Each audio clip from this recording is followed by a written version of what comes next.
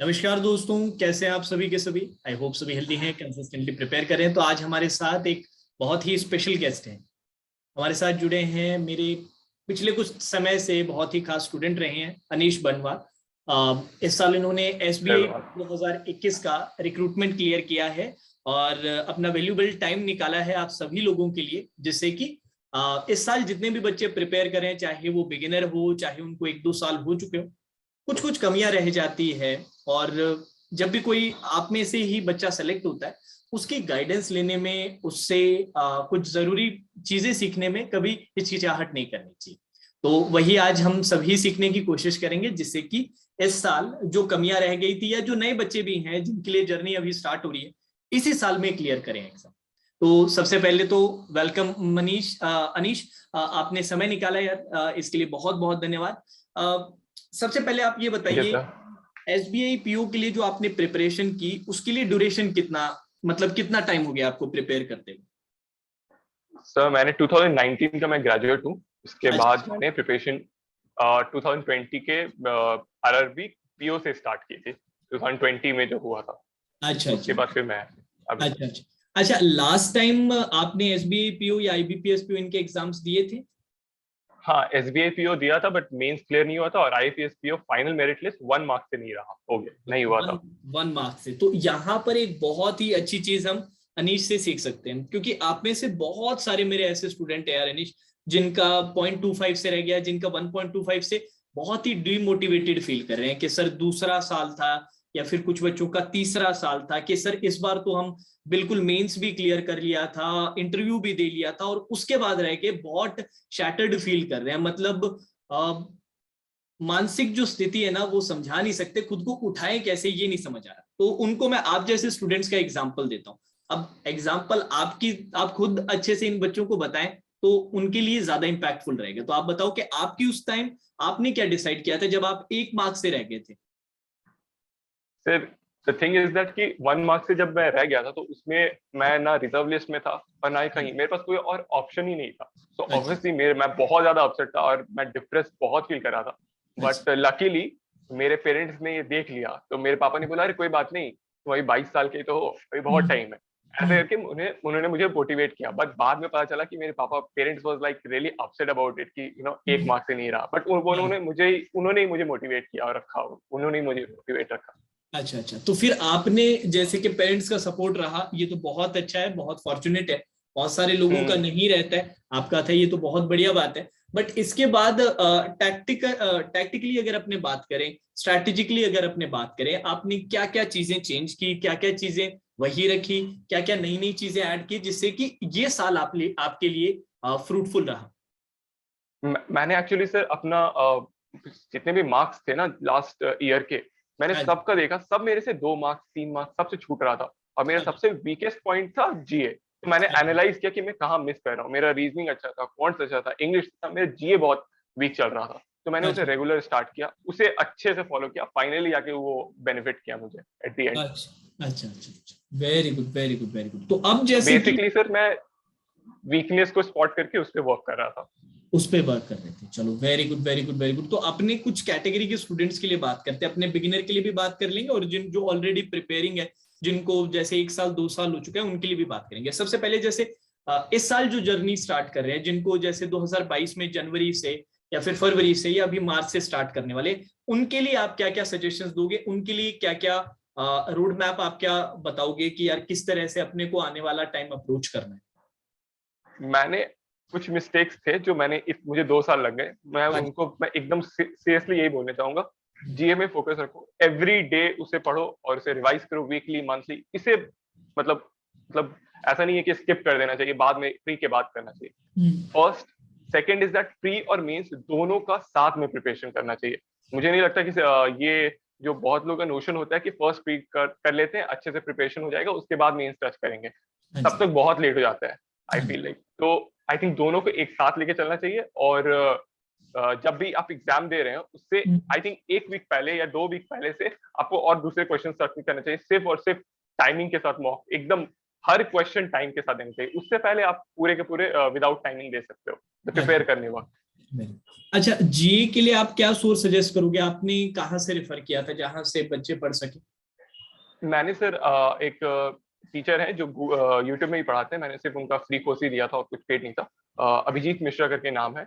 अच्छा। उन्होंने उन्होंने ही मेरे मतलब उन मैंने दो तीन, जब मैंने स्टार्ट किया था दो तीन टीचर थे जिसमें मैंने ट्राई किया, तो मुझे उनका कॉन्सेप्ट या उनके लैंग्वेज थोड़े से मुझे डिस्कनेक्टेड लगे। बट अच्छा। Abhijeet Mishra was someone who actually उन्हें उनका समझाने के तरीके and everything was I connected to him. तो उससे मैंने फॉलो करना स्टार्ट किया। अच्छा अच्छा।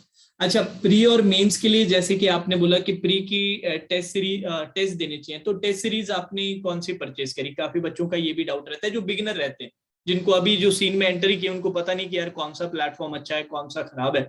आपके सजेशन क्या होंगे टेस्ट सीरीज की?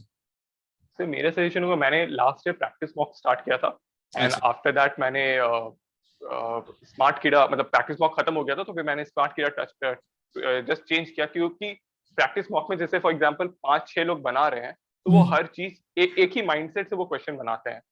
तो और जब स्मार्ट कीड़ा मैं टच करूंगा तो डिफरेंट टीम्स बनाएंगे तो उनका माइंडसेट मैं टच करूंगा, तो मैंने इसीलिए प्लेटफॉर्म चेंज किया था। तो मैं ये दो प्लेटफॉर्म ही बोलूंगा, प्रैक्टिस मॉक और स्मार्ट कीड़ा and olive board if you can afford it. अच्छा। Hollywood is quite costly, but if you can afford it. And at the end of the exam के क्लोज आने वक्त मैंने गाइडली का पीडीएफ ये किया था, खरीदा था। अच्छा अच्छा। नहीं, जैसे ये प्री और मेंस दोनों के लिए टेस्ट सीरीज आपने सजेस्ट किया है कि दोनों के लिए अच्छा रहेगा ना? Yes sir. अच्छा, ओके, ठीक है। अब अपने इसके अलावा आ जाते हैं, जैसे कि बच्चे पूछते हैं कि सर हमारा रूटीन जो रहता है, एक टाइम टेबल रहता है, वो हमें बता दो। काफी बच्चे मुझसे पूछते हैं कि सर हमें आप टाइम टेबल बता दो, आप हमें एग्जैक्ट एक एक घंटे का बता दो, हम कुछ कितने का भी बना दो हम कर लेंगे। और उनको मैं वैसे तो बहुत समझाने, क्योंकि बिगिनर होते हैं तो मैं नाराज भी नहीं हो सकता उनपे कि यार इनको तो पता भी नहीं, अभी तो जस्ट स्टार्ट कर रहे हैं। उनको मैं हमेशा समझाने की कोशिश करता हूँ कि यार टाइम टेबल एक पर्सनल थिंग है, कि आपके खुद पे डिपेंड करता है कि आपका क्या स्ट्रांग है क्या वीक है, आप करंटली प्रिपरेशन वाइज कहाँ पर स्टैंड करते हो, उसके अकॉर्डिंग टाइम टेबल और आप कौन से सेक्शंस को टाइम दे रहे हो वो चेंज होता रहता है। पर जैसे कि एक बिगिनर है वो जब स्टार्ट करते हैं, जैसे लेट्स सपोज कि कोई ऐसा बच्चा है जो जिसका बैकग्राउंड मैथ्स का इतना नहीं रहा है, मैथ स्ट्रांग नहीं है उसका, और एक जनरल कैंडिडेट अगर अपने ले लेते हैं, तो उसको कैसे कंसेप्ट्स वगैरह कैसे क्लियर करने चाहिए, कितना टाइम पहले कंसेप्ट्स में देना चाहिए, या फिर सीधा ही प्रैक्टिस से स्टार्ट करना चाहिए? इसका थोड़ा सा इनिशियल पहला महीना आप थोड़ा सा बिगिनर के लिए बता दो कि कैसे अप्रोच करना चाहिए उसे। सर पहले तो जैसे आपने कहा कि जैसे मैथ स्ट्रांग नहीं है, जैसे उसी एग्जांपल को कंटिन्यू करते हैं, अगर मैथ स्ट्रांग नहीं है तो आप पहले चेक करो सिलेबस में कि आपकी मैथ्स में कौन कौन से सब्जेक्ट, मतलब कौन कौन से चैप्टर्स आ रहे हैं। हाँ जी। तो वो सब चैप्टर्स को तो मैथ्स में ज्यादा टाइम देना चाहिए। और फिर जैसे मैं इंग्लिश बैकग्राउंड से, तो मैंने इंग्लिश पे ज्यादा फोकस नहीं किया था, तो it was completely okay for me. और रीजनिंग में मेरे मेरे लिए न्यू था, रीजनिंग सबके लिए न्यू होता है, लॉजिकल रीजनिंग सबके लिए न्यू होता है, तो वो उसको स्टार्टिंग से ही सीखना पड़ेगा। तो मैं बोलूंगा कि आप धीरे धीरे, ऐसा नहीं है कि मैथ्स किसी को नहीं आता, 1+1 2+2 थोड़ा, सीपी एसपी प्रॉफिट परसेंटेज ये सब थोड़ा बेसिक आता ही है, तो आप उसी से स्टार्ट करो। और ऐसा नहीं है कि आप एकदम टॉपिक वाइज एक एक करके पकड़ो, आपको पता होना चाहिए कि कैसे, मतलब कैसे कैसे ये आ रहे हैं। जैसे जैसे आप परसेंटेज को ही उठा लो या फिर कोई एक नॉर्मल प्रॉफिट एंड लॉस को ही उठा लो, तो उसमें बहुत ज्यादा हाई लेवल भी होते हैं और बहुत लो लेवल भी होते हैं, तो आपको स्टार्टिंग से वो टच नहीं करना है। आप पहले एक एक मॉक स्टार्टिंग में दे दिए, मैं तो बोलूंगा स्टार्टिंग में एक मॉक दे दीजिए, उसमें आपको पता चल जाए कि अच्छा इस लेवल के क्वेश्चन आ रहे हैं, आपको वहां से आपको पिक करना पड़ेगा कि अच्छा मेरे को यहाँ यहाँ मेरा वीक पॉइंट है, स्ट्रॉन्ग पॉइंट है, उससे आपको पिक करना पड़ेगा। हाँ जी, हाँ जी। अच्छा, चलो ठीक है, ये तो इनिशियल मंथ का हो गया कि यार फिगर आउट करना किस टाइप के क्वेश्चंस है, और जहां जहां कंसेप्ट्स में थोड़ा लैक है वो कंसेप्ट्स क्लियर करो। फिर उसके बाद अपने प्री की अच्छे से प्रैक्टिस तो कर ही रहे हो, मेंस की भी हल्की हल्की स्टार्ट करो, और जैसे जैसे प्री में कॉन्फिडेंस बढ़ता जाए मेंस का यस भी जो एग्जैक्टली। टाइम है थोड़ा सा इंक्रीज कर दो, क्योंकि मेंस सबसे क्रूशियल होता है। तो अब अपने आ जाते हैं मेंस के ऊपर आ जाते हैं, और साथ ही साथ उन बच्चों के लिए भी बात करेंगे जिनको थोड़ा सा टाइम हो चुका है, 1 साल 2 साल हो चुका है, कुछ कुछ मार्क्स से रह जाते हैं, और साथ ही साथ मेंस की प्रिपरेशन के रिगार्डिंग। तो मेंस की प्रिपरेशन कैसे करनी चाहिए, कितना आपके दिन का कितना समय मेंस को जाना चाहिए, और कितना ड्यूरेशन, कौन सा बेस्ट टाइम है? जैसे कि अभी अपने करंट जैसे सिनेरियो है, अभी मार्च खत्म होने वाला है, कोई मेजर एग्जाम तो नहीं, आरबी असिस्टेंट प्री का एग्जाम आपने दिया था क्या, आरबी असिस्टेंट? नो सर, मैंने स्किप कर दिया था। आज अच्छा मेरा मेडिकल था तो मैंने स्किप कर दिया था। अच्छा, आज मेडिकल था क्या? नहीं मतलब टेस्ट करा रहे थे सारे अच्छा सारे अच्छा, आज ही टेस्ट बने थे। वगैरह करवाए थे, ठीक है ठीक है। हम्म। तो अभी जैसे कि आरबी असिस्टेंट है, वो भी कोई मेजर रिक्रूटमेंट नहीं है ये भी, क्योंकि कट ऑफ्स बहुत हाई रहती है तो इसको प्रायोरिटी में ऊपर नहीं रख सकते, जस्ट एक प्लस रैंकिंग भी अपॉर्चुनिटी। नहीं है। हाँ, होना भी नीचे है। और अभी अपना जो बड़ा जो एग्जाम होगा वो एसबीआई जूनियर एसोसिएट्स होगा, वो भी जुलाई में जाके प्री एक्सपेक्टेड बता रहे हैं। हम्म।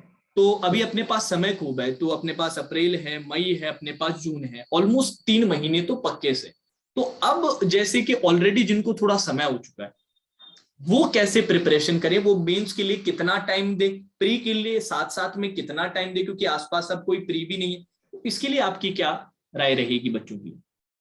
सर इस पे मैं कनेक्ट करूंगा क्योंकि लास्ट ईयर में 1 मार्क्स से रह गया था, तो मेरा ऑलरेडी प्रिपरेशन बहुत अच्छे से था। और हाँ मैंने जी। मेरा रिकॉर्ड है कि लास्ट ईयर भी मेरे सारे प्री निकले थे, बस मेंस में रह गया था। ओके। तो मैं इसलिए इस ईयर मैंने जो प्रीवियस ईयर था उसलिए मैं उस ईयर मैंने प्री में ज्यादा फोकस नहीं किया, सिर्फ हाँ जी। मेंस में फोकस किया। तो जो मैं अज्यूम कर रहा हूँ कि जो लोग 2-3 साल से प्रिपेयर कर रहे हैं उनका प्री में तो हो ही जाता होगा, हो आई जाता एम है। अज्यूमिंग दैट प्री तो हम्म। हो जाता है। तो हम्म। मैं बोलूंगा कि उनको सिर्फ वीक में 1 से 2 मॉक दीजिए और बाकी सारा फोकस पूरा का पूरा मेंस पे होना चाहिए, मीन्स क्योंकि मेंस अगर आप करोगे ना तो प्री ऑटोमेटिकली ना हो जाता है अच्छे से। हो जाता है। अच्छा अच्छा, चलो, तो मेंस के लिए अच्छे से प्रिपेयर करना है तो। और आपके स्टडी आवर्स कितने रहते थे, मतलब दिन में कितना रफली पढ़ लेते थे आप? On an average I think 6 hours 7 hours maximum, उससे अच्छा, ज्यादा नहीं होता था। इससे ज्यादा नहीं करते थे। अच्छा, तो 6 to 7 आवर्स में आप क्या क्या पढ़ते थे? क्या आपका क्या एक जनरल शेड्यूल क्या रहता था कि मतलब इतना टाइम मैं जीओ को दे रहा हूँ, इतना मैं रीजनिंग को दे रहा हूँ? और मॉक्स कितना फ्रीक्वेंटली देते थे, ये भी आप बताना, क्योंकि मेजर क्वेश्चन रहता है। मैंने sir to be very honest मैंने मेंस का मॉक ना 1 से 2 दिया है, उससे ज्यादा नहीं दिया है। बट अच्छा जितने भी मेंस के मॉक है मैंने सारे दिए हैं। मैंने अच्छा ओपन करता था, सबमिट करता था और उसे टाइम पे देता था। अच्छा मैं क्या करता था कि मुझे जैसे मेरे रीजनिंग, क्वांट्स और इंग्लिश, मैं ये 3 सब्जेक्ट्स को टाइम के साथ देने की कोशिश करता था। ऐसा नहीं कि एक साथ 3 घंटे दे दिया, ऐसा नहीं। जैसे मैंने आज पिक किया कि इस मॉक से मैं रीजनिंग को टाइम पे दूंगा जो हाँ। उस टाइम फ्रेम में, और बाकी सब सबमिट कर दूंगा। तो ओके। मैं पूरे का पूरा और बाकी और सारे के सारे क्वेश्चन करने, तो मैं इससे क्या होता था, मैं ना ज्यादा एग्जॉस्ट भी नहीं हो रहा है और रीजनिंग का पूरा टाइम भी हो जा रहा है। और उसके बाद फिर अगर वो कंप्लीट हो गया तो पूरा का पूरा वो दिन, 1 से 2 दिन पूरे के पूरे मॉक में मैंने सॉल्व कर दिया वो। उसके बाद फिर मैंने जो जीए के क्वेश्चन थे उसे लर्न कर लिया। ऐसे मैंने करता था और मैं पूरे के पूरे मॉक पे डिपेंडेंट था, और कुछ यूट्यूब वीडियोस और जो क्लासेस चलते थे उस पे पूरा वीडियो डिपेंडेंट था। तो बेसिकली सेक्शनल मॉक्स काफी दिए आपने। सेक्शनल हाँ मैंने सेक्शनल मॉक्स। मॉक किया। हाँ, तो सेक्शनल मॉक्स बिल्कुल बहुत ही बढ़िया। और इसका एनालिसिस के लिए कितना समय देते थे और कैसे करते थे आप एनालिसिस? ये भी बच्चों का बड़ा मेजर डाउट रहता है मॉक्स का। एनालिसिस डिपेंड करता है कि लेवल ऑफ क्वेश्चंस, अगर लेवल उस लेवल मॉक का लेवल, अगर आप 10 अटेम्प्ट कर रहे हो पता चला, और नेक्स्ट प्रीवियस मॉक में आपने वही एसबीआई पीओ का ही मॉक आपने 20 अटेम्प्ट किया था, तो आप उससे ये नहीं कर सकते कि हाँ मैंने कम अटेम्प्ट हुआ है ज्यादा अटेम्प्ट हुआ है। मैं उसका परसेंटाइल हमेशा देखता था, हर मॉक पे परसेंटाइल मेंशन रहता है। तो उस और वो स्मार्ट किडा में ये था कि हर सब्जेक्ट वाइज भी परसेंटाइल मेंशन रहता था, तो मैं उससे अपना ये चेक करता था कि मैं आगे बढ़ रहा हूँ या फिर पीछे जा रहा हूँ। उससे मेरी स्पीड और स्ट्रेंथ मैं चेक करता था, प्रेस चेक करता था। और जो जो सवाल सॉल्व नहीं होते थे वो सबके सब आप सॉल्व करते थे, मतलब कोई भी बचता नहीं था सवाल, ऐसा नहीं? नहीं सर, मैं ऐसा नहीं है, मेरा कुछ कुछ टॉपिक्स मेरे एकदम आउट ऑफ लिमिट था, मुझे पता है कि अगर ये क्वेश्चन आएगा भी तो मैं छोड़ दूंगा। I am talking about mains. Prelims में आपको सब करना है। हाँ जी। प्रीलिम्स में आपके पास कुछ नहीं है, मेंस की बात कर रहा हूँ। मेंस में जैसे मैं इनपुट आउटपुट होता था या फिर मशीन इनपुट आउटपुट जो होता है वो मैं नहीं टच करता था। फिर मेंस में मैं अर्थमेटिक जो होता है, जो क्वांट सेक्शन पे जो अर्थमेटिक है उसमें मैं एकदम लास्ट में, जब अगर कुछ नहीं बन रहा है तब मैं उसे टच करता था। ये सब चीजें हैं जो मैं लास्ट में एकदम टच करता था, क्योंकि मुझे पता है कि सारे क्वेश्चन सॉल्व नहीं करने हैं। आपको पता होनी चाहिए कि कौन से आपको पिक करना है, हाँ आपको जी। कौन सा आपका स्ट्रॉन्ग पॉइंट है। तो वैसे मैं पिक करता था। चलो, very good very good very good. अच्छा, इसके अलावा आप बच्चों को और क्या क्या सजेशन देना चाहोगे कि क्या रहना चाहिए आने वाले जो जितने भी प्रिपरेशन बच्चे कर रहे हैं आने वाले एग्जाम्स के लिए? किन किन मेजर 2-3 चीजें हैं जिन पे हमेशा ध्यान रखने की जरूरत है सक्सेस अचीव करने की? सर अभी तो सर कंपटीशन कुछ ज्यादा ही बढ़ रहा है, तो हाँ जी। उसमें एज रखने के लिए मैं सबको एक सजेशन दूंगा जहां पर कोई भी मेहनत नहीं कर सकता, वो है जीए में अच्छे से घुस के पढ़ना। ये नहीं कि मतलब ऊपर ऊपर से वन लाइनर्स करके, अच्छे से पढ़ना है, क्योंकि ये जो लास्ट ईयर का जो जीए था वो पूरा गेम चेंजर्स था, स्पेशली एसबीआई पीओ और आईबीपीएस पीओ का। वो पूरा का पूरा गेम चेंजर था। उससे पता चल रहा था कि जीए में आपको सिर्फ ऊपर से पढ़ने में, जो लास्ट लास्ट में लोग करते हैं कि 30 को 300 क्वेश्चन 500 क्वेश्चन एक बार में पढ़ लिए and that's how they depended on the like whole thing, वो नहीं करना चाहिए। आपको स्टार्टिंग से एकदम लाइक एकदम अच्छे से समझ के पढ़ना चाहिए, वो मैं कहूंगा। इससे आपको एज मिलेगा बाकी सबसे। रीजनिंग, क्वांट्स और इंग्लिश सब करते हैं, बट जीए जो है वो सब ऊपर ऊपर से पढ़ते हैं। इससे लास्ट में सब बहुत सारे स्टूडेंट्स पैनिक भी करते हैं इसी की वजह से कि मैं जीए कहाँ से पढ़ूं, कहाँ से स्टार्ट करूं, कौन से मंथ से स्टार्ट करूं। मैं बोलूंगा on the safer side, if you want to have an edge, then start reading it from today and start reading it. Like आपको 1 से 1.5 घंटे देना पड़ेगा अच्छे से टू अंडरस्टैंड एवरीथिंग। ओके। और इसके अलावा और कुछ जो बच्चों को आप बताना चाहेंगे जाने से पहले, अपने कंक्लूड करें सेशन से पहले?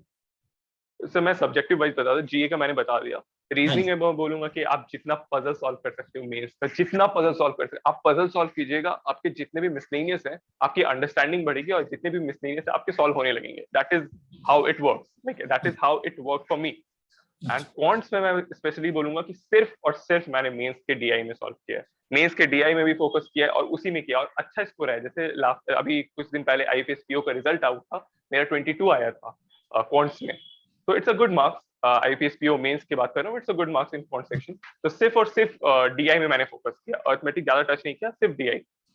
ये हो गया क्वांट्स में और रीजनिंग में। और इंग्लिश में मैंने सिर्फ इंग्लिश में रीडिंग की थी, सिर्फ reading, no grammar rules, nothing as such, क्योंकि वो एग्जाम में टाइम के साथ वो क्लिक नहीं करता है।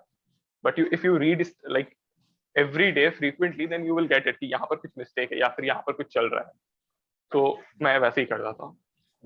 आई वुड अच्छा, सजेस्ट कि ऐसे ही एक करें एक सब। एक एक मिथ और रहती है, क्योंकि आपने एसबीआई पीओ एग्जाम क्लियर किया है, तो SBI PO means, even IBPS PO means में भी आपने ठीक स्कोर किया था, तो एसबीआई पीओ मींस और आईबीपीएस पीओ मींस में जो क्वेश्चंस का लेवल रहता है, क्या वो सारे क्वेश्चन ही डिफिकल्ट रहते हैं क्या? क्योंकि ऐसा नो सर, सुनने में है। नहीं? नो तो फिर सर, कैसा नॉट है? At all. मुझे मुझे इस ईयर, स्पेसिफिकली इस ईयर, आईपीएस पीओ ज्यादा टफ लगा एसबीआई पीओ से हाँ जी। स्पेसिफिकली। तो ऐसा नहीं है कि बहुत लोगों का नोशन ये रहता है कि नहीं एसबीआई पीओ सबसे टफेस्ट आता है और उसमें कुछ भी क्वेश्चन बनाने लायक नहीं है, ऐसा नहीं है। And if I would say that कि मेरा ना बहुत कम मतलब स्टार्टिंग में मैंने जब स्टार्ट किया था बहुत कम स्कोर्स होते थे, तो अब जाके मतलब मैंने प्रिपेयर किया कि हाँ वीक से स्ट्रॉन्ग किया है, अच्छा। तो वैसे करके मैंने प्रिपेयर किया है। तो एसबीआई पीओ और आईपीएस पीओ लेवल इक्वल रहता है और क्वेश्चन बनाने लायक उसमें रहते हैं if you have studied properly. Okay. तो इसका मतलब क्वेश्चन सिलेक्शन और आप अटेम्प्ट कौन से कर रहे हो, कौन से चूज कर रहे हो, वो बहुत ज्यादा इंपॉर्टेंट हो जाता है। Yes sir, yes sir.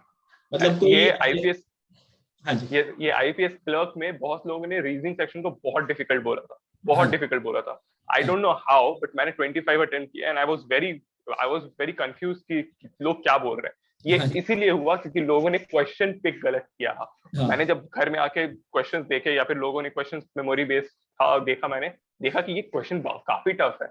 मैंने इसे टच नहीं किया, बहुत अच्छी बात है, बस 1-2 लाइन पढ़ा उसमें मैंने स्किप कर दिया था। तो हाँ क्वेश्चन सिलेक्शन वो तभी होगा जब आप एनालाइज करोगे मॉक्स।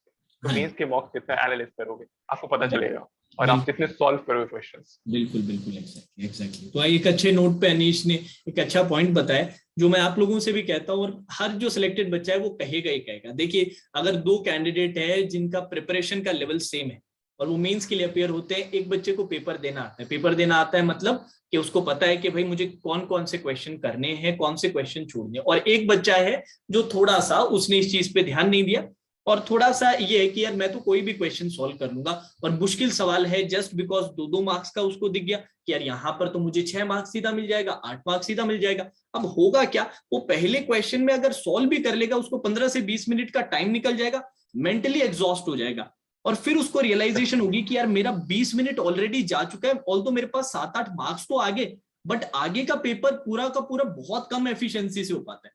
तो हमेशा ये चीज बड़ी इंपॉर्टेंट रहती है कि चीजें ऑर्डर में रहे, मतलब पहले जो अटेम्प्ट कर रहे हो वो आसान होना चाहिए जिससे हमारा मेंटल एनर्जी कम खर्च हो, फिर थोड़ा ज्यादा, फिर थोड़ा ज्यादा, ऐसे करके होता है। अब बच्चे सोचते हैं, कई बच्चे मुझे कहते हैं सर हम सबसे फ्रेश होते हैं जब जैसे मैंने रीजनिंग सेक्शन एंटर किया, अब मैं सबसे फ्रेश हूं तो अब मैं सबसे मुश्किल उठाऊंगा। बिल्कुल इलॉजिकल ये एकदम आपकी सोच है कि ऐसा आप करोगे तो कभी पेपर अच्छा नहीं जा सकता।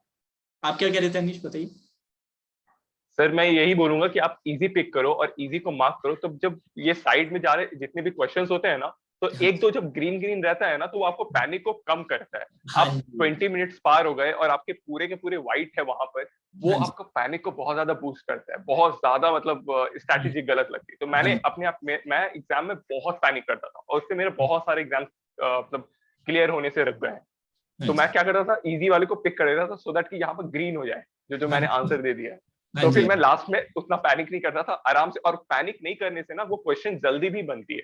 जो क्वेश्चन बिल्कुल डिफिकल्ट हो वो बनती जल्दी भी बनती है, आपकी फोकस ज्यादा रहता है, कंसंट्रेशन ज्यादा रहता है, तो आपकी जल्दी भी बनती है। बिल्कुल बिल्कुल एकदम करेक्ट है एकदम। तो चलो आज का सेशन फिर कंक्लूड करते हैं। I hope guys okay. Conversation से आप सभी को हेल्प मिले। एक भी बच्चे को हेल्प मिलता है तो कॉन्वर्जेशन का जो पर्पस था वो तो कंप्लीट हो ही जाएगा। और जो जो बातें अनीश ने कही है उसको अपनी दिनचर्या में, अपने रूटीन में लाने की कोशिश कीजिएगा। जो जो बातें हैं उनको अच्छे से सुनिएगा रिकॉर्डेड फॉर्म में, जब भी समय हो फिर से सुनने की जरूरत पड़े फिर से सुनिएगा।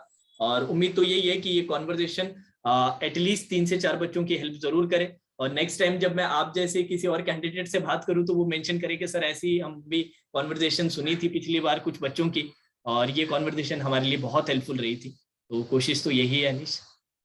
Okay sir, and thank you sir, thank you so much. आपने 2019 से या 2020 से मैंने आपके आपके साथ ही था, और आई एम रियली ग्लैड कि मुझे फर्स्ट जब मैं लुकआउट कर रहा था टीचर्स पे, तो आपका ही पहले हमें मिल गया। आई एम रियली ग्लैड कि आपने मुझे पर्सनल, वो जो पर्सनल टच होता है ना, वो स्टार्टिंग से मिला और अभी मैं जाके इससे अच्छे लेवल पे हूँ। हाँ thank ji you so much sir, आपका, सिंह सर का और पैम का भी।